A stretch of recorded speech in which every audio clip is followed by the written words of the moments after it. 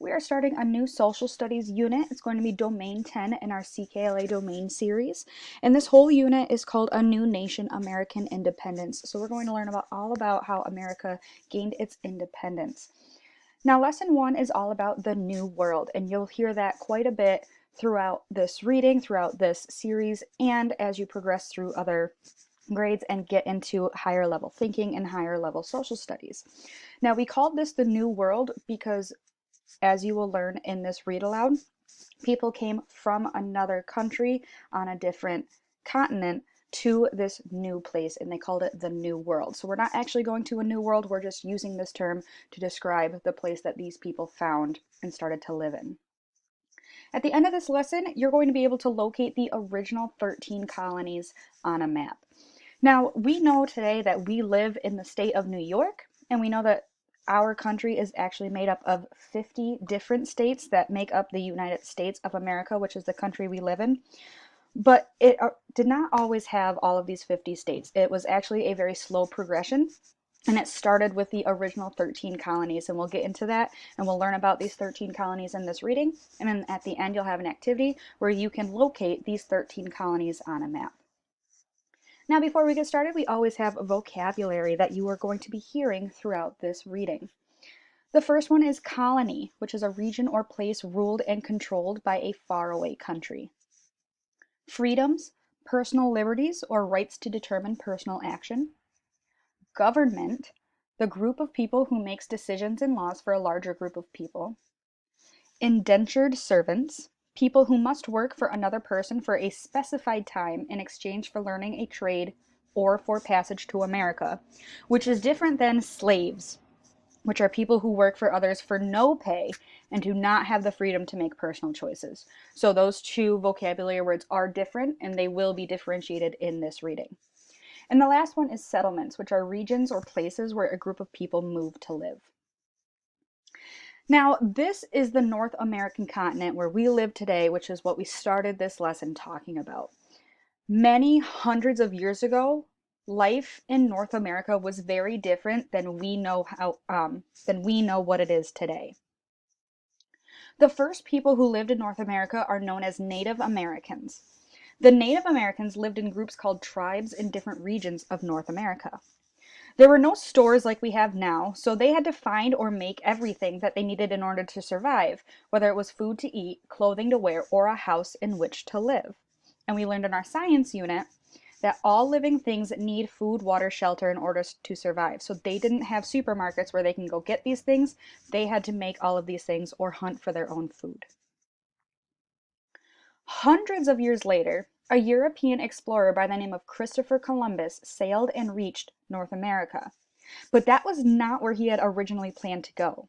Columbus set sail from Europe, hoping to find a quicker way to reach India and China, where spices, gold, and other riches were plentiful. That means spices, gold, and riches, there was a lot of those there. Plentiful means a lot. But in 1492, when Columbus actually reached land after he had sailed the ocean blue, he and his crew did not arrive in India or in China. They landed instead in North America, where they met the native people who lived there. After Columbus, sailors from different countries in Europe traveled to North America. Portugal, Holland, Spain, France, and England all sent explorers to North America, continuing to hope to find riches and goods that they might bring back to trade and sell in Europe. Everyone was interested in this new world. The English did not want to just visit the New World. They were interested in starting settlements in order to live there. They wanted a place for their people to spread out from their small island country, England, across the Atlantic Ocean. You probably remember that English pilgrims landed at Plymouth Rock in the 1600s, about 100 years ago, about 100 years after Columbus. The Pilgrims had great difficulty adjusting to their life in the New World because it was very different from the city life that they knew in Europe. The Native Americans that the Pilgrims met helped them survive, especially during that first year living there. The Pilgrims were not the only English people to start settlements in North America. In fact, before the Pilgrims ever arrived in Plymouth, other English men and women had settled in 2 other places. The first English colony was on Roanoke Island, followed by a colony at Jamestown. A colony is a place that is ruled by a faraway country. So, the English men and women who moved to and settled at Roanoke Island and in Jamestown did not make their own rules or laws. The English king and government ruled these countries. So the English king was in another country telling these people what to do in these new colonies and how they should be living their lives. That would be similar to me telling you how to live at home and what rules to follow at home, even though you had left my classroom. The first child born in North America to English parents was born on Roanoke Island, and her name was Virginia Dare.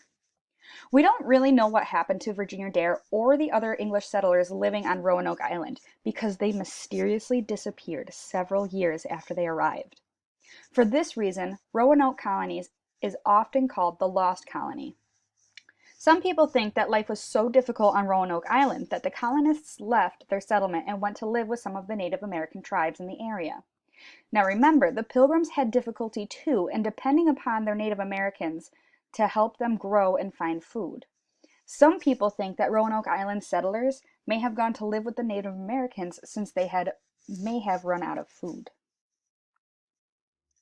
It was another 20 years after the Roanoke colony before the English tried to settle again in North America. When they did, 100 English men and boys sailed up a river from the Atlantic Ocean and named the river James in honor of the King of England. The settlement they founded was called Jamestown, again in honor of King James in England. Like the other English settlers, the people who came to Jamestown met the Native Americans who were already living in this area. The English wanted to trade goods with them and were especially interested in acquiring the Native Americans' beaver and deer skins to send back to England, where they were able to sell them for a very high price. As time passed, more and more settlers from Great Britain arrived in North America. All up and down the east coast of North America, they formed more colonies where they started new lives for themselves. By 1732, there were 13 British colonies in North America: Massachusetts, New Hampshire, Rhode Island, Connecticut, New York, New Jersey, Pennsylvania, Delaware, Maryland, Virginia, North Carolina, South Carolina, and Georgia. Those were the original 13 colonies. The British did not accomplish the hard work of setting up colonies all by themselves. They especially needed lots of helpers to clear and farm all of the land. European ships brought people taken from the continent of Africa to work in the New World. Africa, North America. They traveled along the Atlantic Ocean. The first Africans to arrive at Jamestown were probably indentured servants.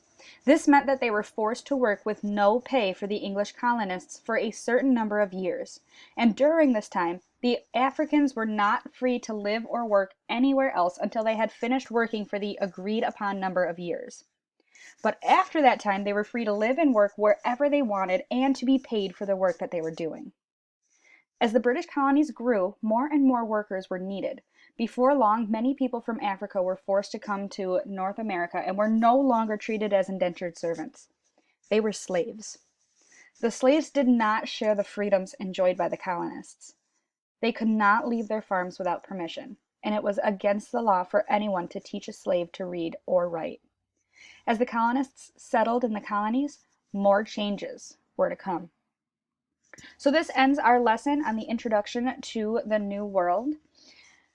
As you can recall, our objective for this lesson was to be able to recall and be able to locate the 13 colonies on the map.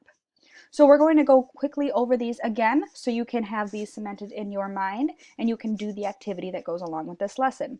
Now these are all the 13 colonies that were the original 13 colonies that started our nation. So we have Massachusetts, New Hampshire, Rhode Island, Connecticut, New York, Pennsylvania, New Jersey, Delaware. Delaware is very tiny. Maryland, Virginia, North Carolina, South Carolina, and Georgia. So again, to recall, these are the 13 original colonies that started our nation. So if you need any reminders, if you need to repeat anything, please feel free and go back and review this video. When you are finished, return to Seesaw and complete the activity that goes along with lesson 1 for our new social studies domain.